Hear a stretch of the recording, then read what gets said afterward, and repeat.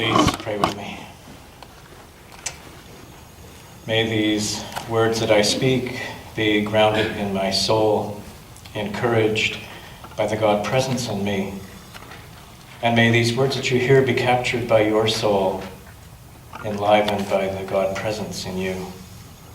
Amen.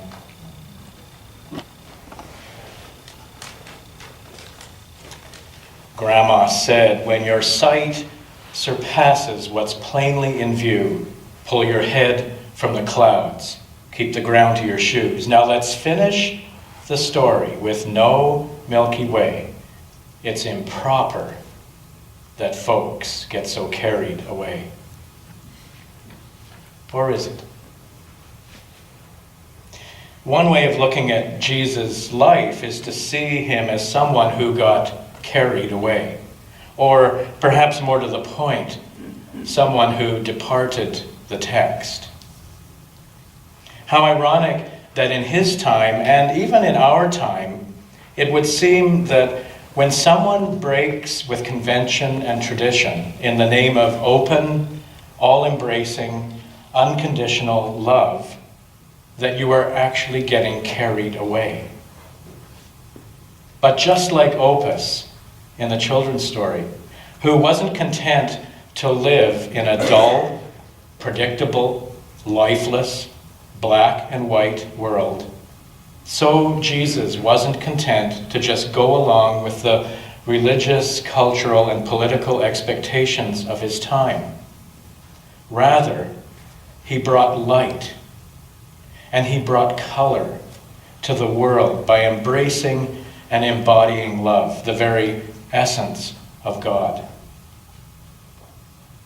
It is this profound radiance that Jesus would become in his life that causes Matthew, among many of the other writers, to get carried away. Matthew wasn't recording history in the story of the Magi, or the wise ones, or however you want to call them, that we just heard read. Matthew was creating mythology, beautiful folklore, as a way to try to capture in words the profound nature of this Jesus of Nazareth, this very, very bright light in a very, very dark world. And so Matthew turns to Isaiah, turns to the scriptures that he knows so well. He's been raised on these. And Isaiah has said, "Arise, your light has come. They shall bring gold and frankincense and shall proclaim the glory of God." Yes, the glory of God, for me, which is synonymous with the glory of love. Big, big love. For it is love lived that brings light. It is the only thing that brings light. For love, as Jesus demonstrated so well, brings life, brings hope, brings peace, brings joy, brings comfort, brings wisdom, brings justice, brings all. But it is not enough to just see Jesus as the light of the world and end there. This is only the beginning for each of us, because we are created to be like him, to live like him, to love like him. Isaiah continues in that same passage, "Lift up your eyes and look around. Then you shall see and be radiant. Your heart shall thrill and enlarge." The truth is, and there is a lot of evidence to support this, that Jesus' life and work has been in vain if we are not willing to embrace the way of love and become radiant in the world just as he was. And yes, as Grandma said in the story, it is completely improper to get carried away by love, it would seem. It is completely improper to get carried away by love in a world that is obsessed with certainty and order, in separating good from bad, in deciding who is in and who is out, and in deciding or in proclaiming that one is right and another is wrong. It is completely improper to get carried away by love in a world that is more often fear-driven than love-driven. And yet that is what the God Spirit calls us to be and to do. That is our daily and our lifelong challenge, to depart from the text of our world and get carried away in love. Get carried away with love. Get carried away by love. This, it seems to me, is the message at the end of the story of the Magi, if we choose to see it. They could have gone back to Herod after meeting Jesus. They could have done the proper thing and stayed with the text. But the wise ones in this story, like so many that Jesus did actually meet in his life, were changed by their encounter with love in human form.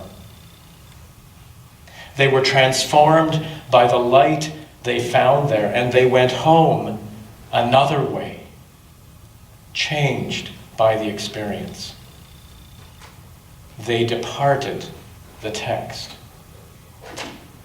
If Matthew had really wanted to take this mythological story to the next step, he might have told us about the radiance of the wise ones that was experienced by the people they met on their journey home. But he didn't do that. Each one of us has the potential for radiance because each of us has within us the love and the light of the God presence, of the Spirit.